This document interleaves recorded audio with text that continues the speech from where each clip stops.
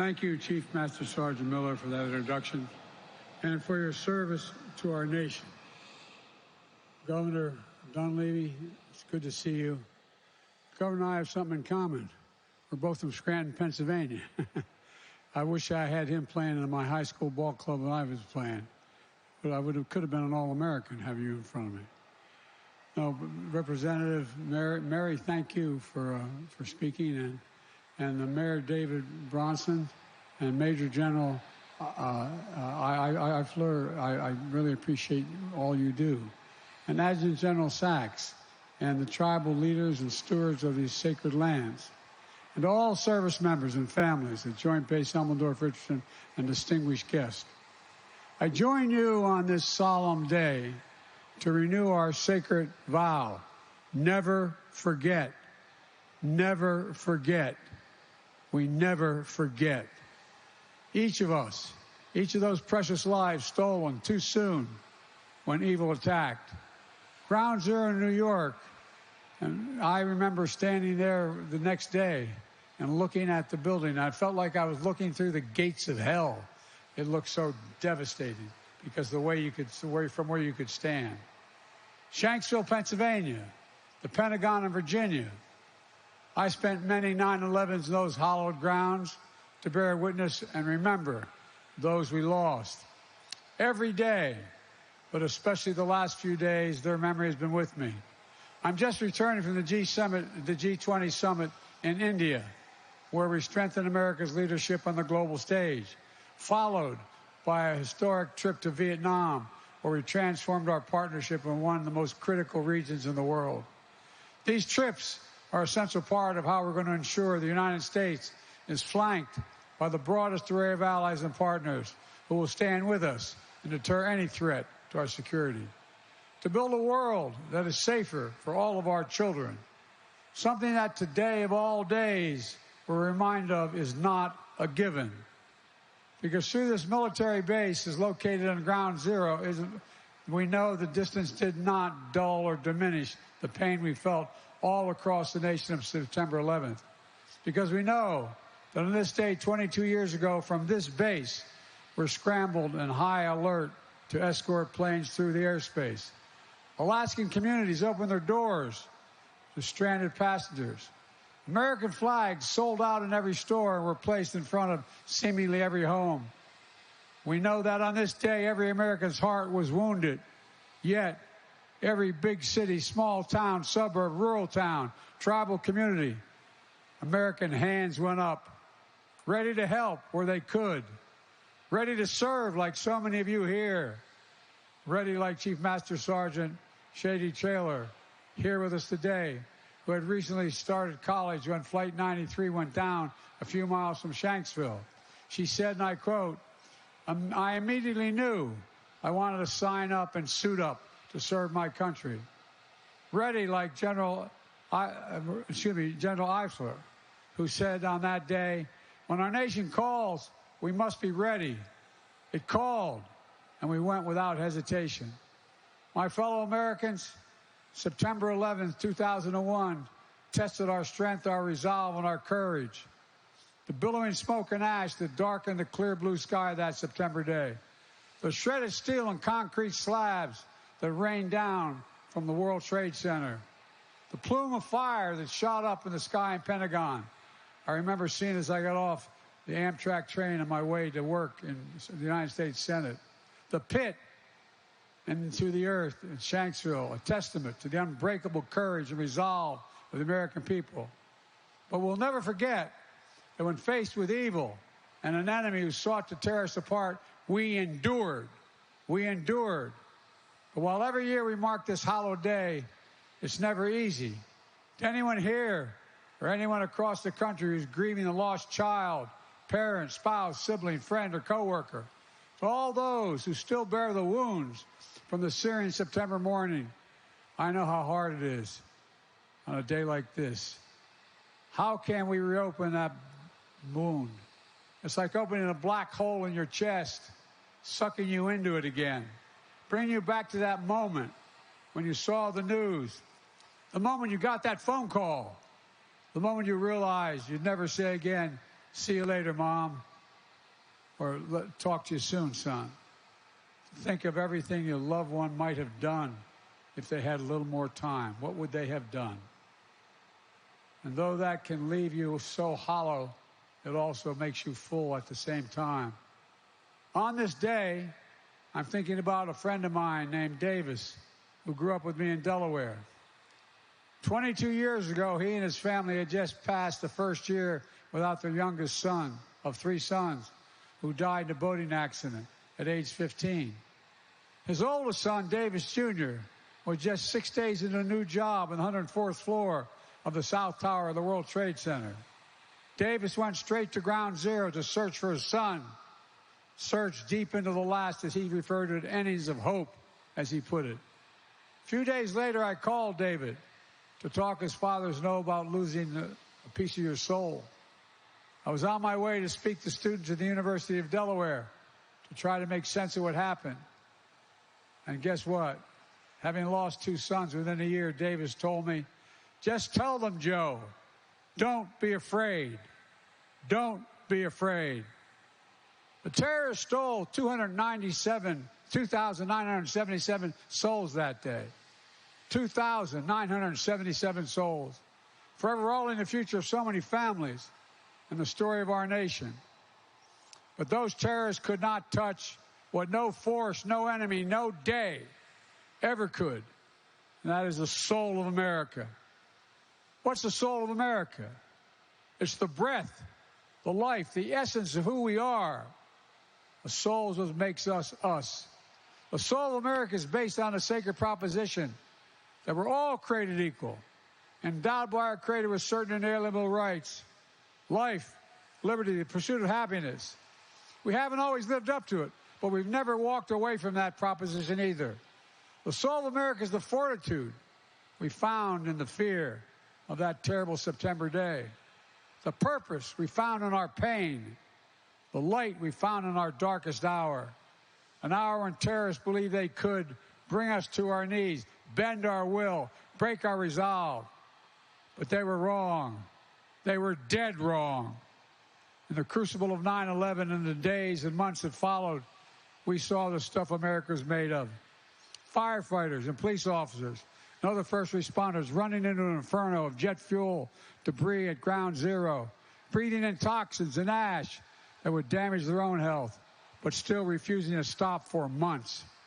Civilians and service members of the Pentagon rushing into the fiery breach again and again and again to rescue their colleagues in the Pentagon.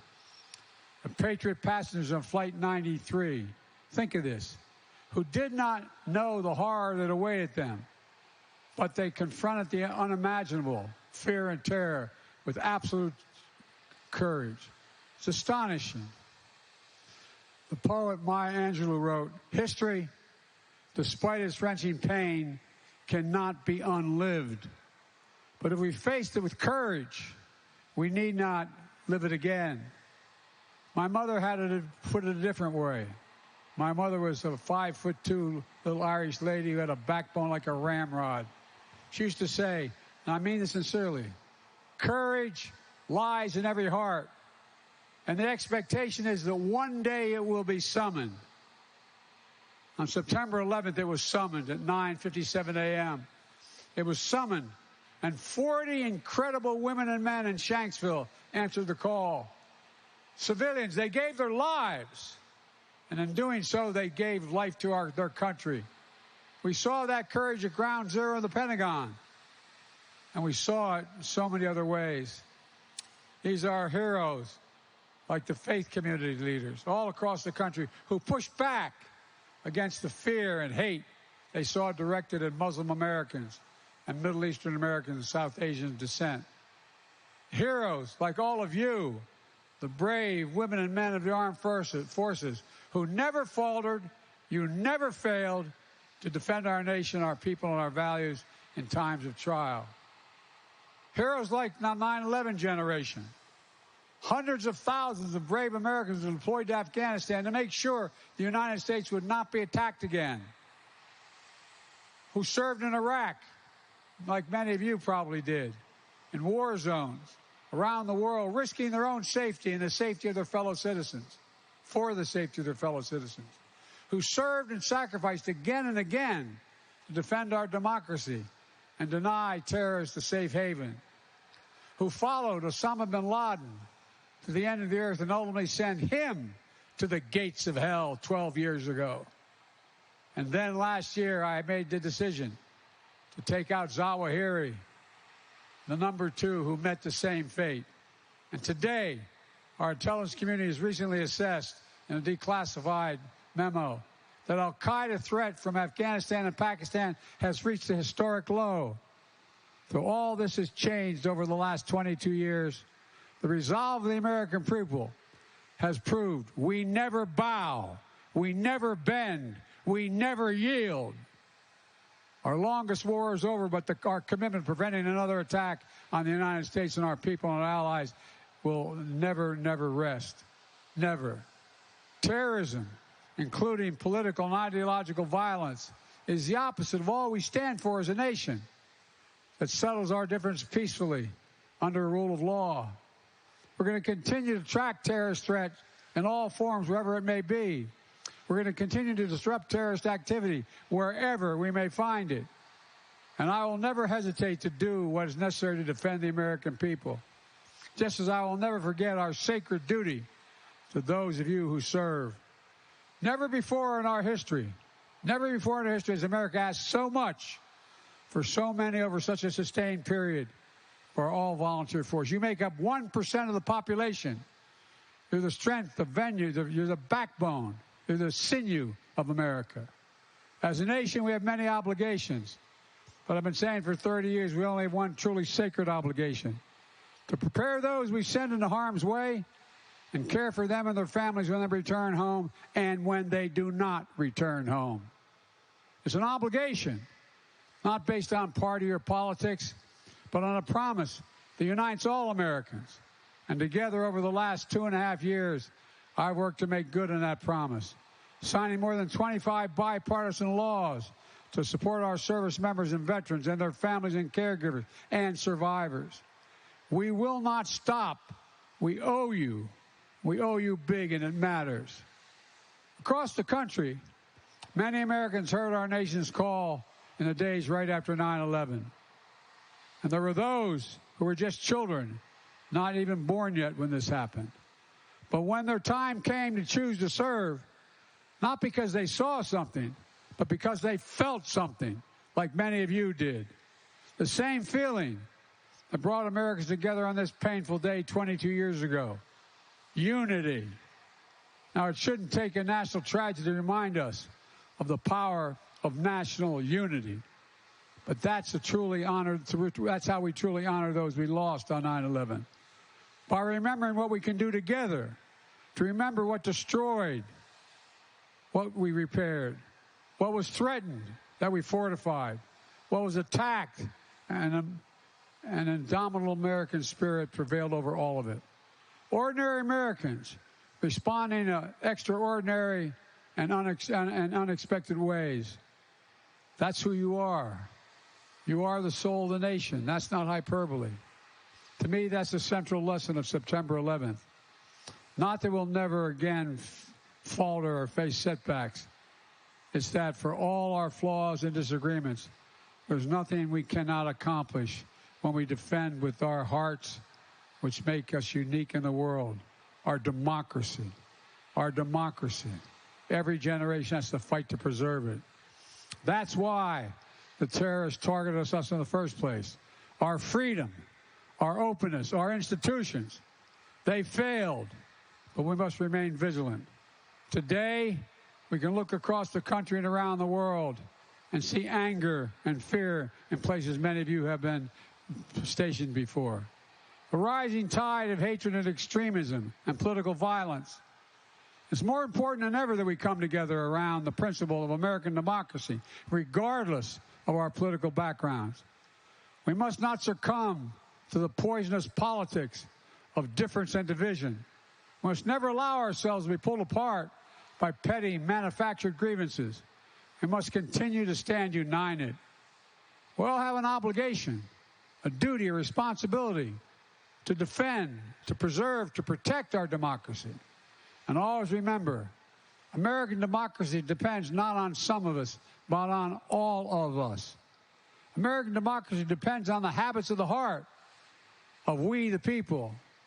The habits of the heart. Let me close with this. Earlier today in Hanoi, I visited a marker to honor my friend, war hero, senator, and statesman John McCain. John and I disagreed like hell, like two brothers. We'd argue like hell on the Senate floor. Then we go to lunch together. I went out to see John just before he passed away at his home. As I was walking out, I put my hand on his chest, and he pulled me down. He kissed me. He said, "I love you. Will you do my eulogy?" John and I were friends, like a lot of us who had differences. Like Ted Stevens and I were friends. We disagreed, but we're friends. One thing I always admired about John was how he put duty to country first. And that's not hyperbole. He did. Above party, above politics, above his own person. This day reminds us we must never lose that sense of national unity. So let that be the common cause of our time. Let us honor September 11th by renewing our faith in one another. Let us remember who we are as a nation. We never forget. We're never afraid. We endure. We overcome. We are the United States of America. And there is nothing, literally, historically, nothing has been beyond our capacity when we set our mind to it together. Well, God bless you all. May God protect our troops. Thank you.